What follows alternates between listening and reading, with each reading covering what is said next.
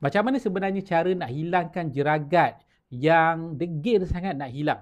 Anda mungkin dah cuba macam-macam jenis rawatan, macam-macam jenis skincare, macam-macam jenis suplemen, mungkin dah cuba laser, dah habis ribuan ringgit, tapi jeragat tetap datang balik. Jadi saya akan bongkar dalam ni apa cara nak atasi punca sebenar jeragat menggunakan produk-produk yang berasaskan semula jadi, yang mana saya bersama partner saya, Puan Zila, dah bantu ribuan orang yang ada masalah jeragat yang mula-mula tak percaya pun jeragat dia mampu hilang. Alhamdulillah berjaya hilang. Jadi kalau anda first time tengok video ni, saya minta anda untuk klik butang subscribe dan komen saya dah subscribe. Baik, jeragat ni saya bagi tahu mekanisme dulu macam mana nak selesai. Okey, pertama kena stabilkan hormon. Hormon kulit, kalau hormon kulit tak okey, maksudnya makanlah apa pun, jadi dia tak akan bagi kesan yang kita nak. Sebab dia macam kulit tu dia akan sabotage. Dia akan sabotage. Jadi macam mana kita nak stabilkan hormon? Okey, anda boleh gunakan minyak borage. Okey, minyak borage ni kalau anda pernah dengar EPO ni kata minyak borage ni lagi bagus daripada EPO sebab fungsi dia untuk stabilkan hormon lebih efektif. Dan dalam dia pun ada juga omega 6 lah, tapi bantu juga untuk keadaan kulit yang anti radang yang baik. Okey, jadi kedua anda boleh amalkan vitamin C. Vitamin C ni memang tahu kan, dia bantu untuk boost collagen. Bila bantu untuk boost collagen, kulit jadi tegang, jadi kulit nampak lebih cerah. Lepas tu dia akan naikkan immune cell.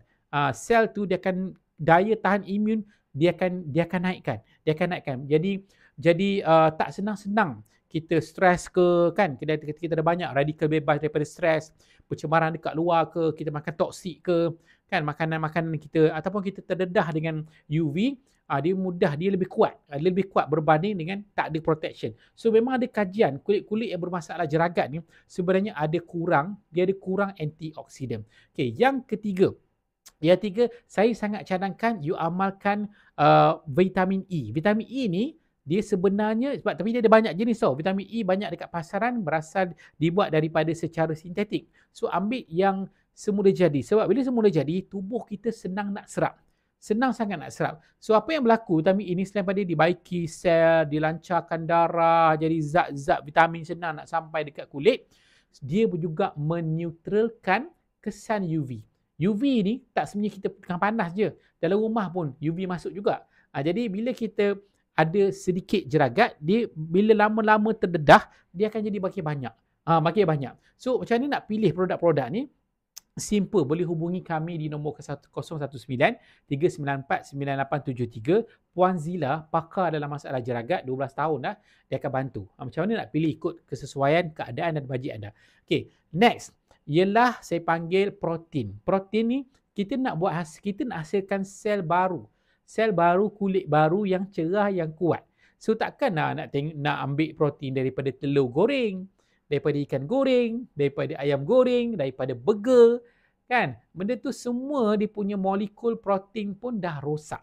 Jadi kita kena ambil daripada protein, daripada suplemen yang mana pure, yang mana tulen.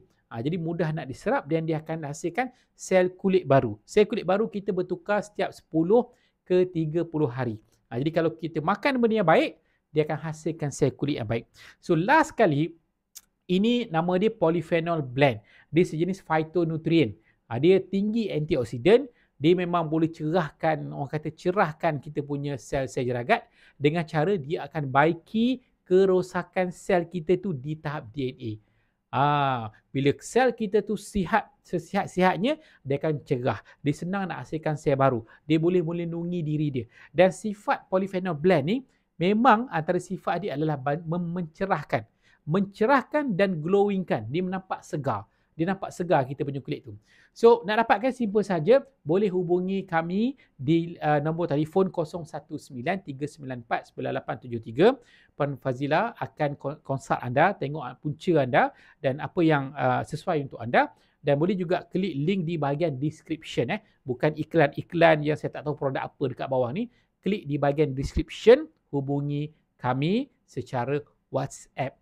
Itu saja. Assalamualaikum.